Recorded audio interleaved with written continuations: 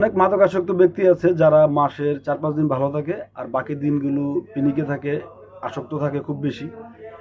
তো আমাদের জাতীয় দলের প্লেয়ার লিটন দাসের অবস্থা কিছুটা সেরকম। সে দেখবেন বছরের কয়েকটা ম্যাচ, কয়েকটা দিন ভালো খেলে আর বাকি দিনগুলো ওইরকম পিনিকে থাকে। এত জঘন্য ক্রিকেট খেলে যে তাকে জাতীয় দলের থেকে তো একদম ওই যে একবার বাদ দিয়েছিল সেভাবে বাদ দিয়ে ফেলা উচিত ছিল। কিন্তু সেটা না করে তাকে উল্টো ওয়ানডে অধিনায়কত্ব দেওয়া হয়েছে, টি-টোয়েন্টিতেও অধিনায়কত্ব আগে থেকেই আছে।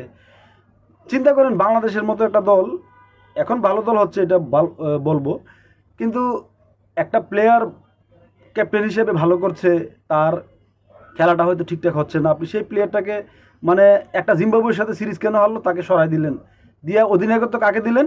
ওই যে যে বছরের অধিকাংশ দিন পিনিকে থাকে গাঞ্জাখুরদের মতো।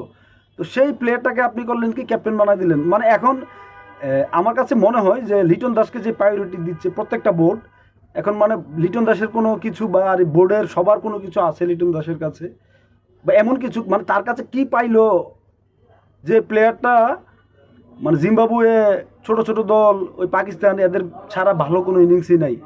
দুই একটা ইনিংস আছে বলার মতো, কিন্তু আপনি একটা ক্রিকেটারকে তো এভাবে সুযোগ দিতে পারেন না, যার মানে এই যে ৩টা ইনিংস অস্ট্রেলিয়াতে ডাক মারলো, রানের খাতায় খুলতে পারছে না, আপনি তাকে করলেন করলেন কি উড়িয়ে নিলেন, সুস্থ হয়েছে, মানে সে কি এমন গুরুত্বপূর্ণ প্লেয়ারটা হয়ে গিয়েছিল যে তাকে এইভাবে উড়ায় নিতে হবে? নিয়েছেন, আমরা ভরসা রেখেছিলাম সে ভালো করবে, কিন্তু সে করলোটা কি? তো এগুলো আসলে মাথায় রাখতে হবে।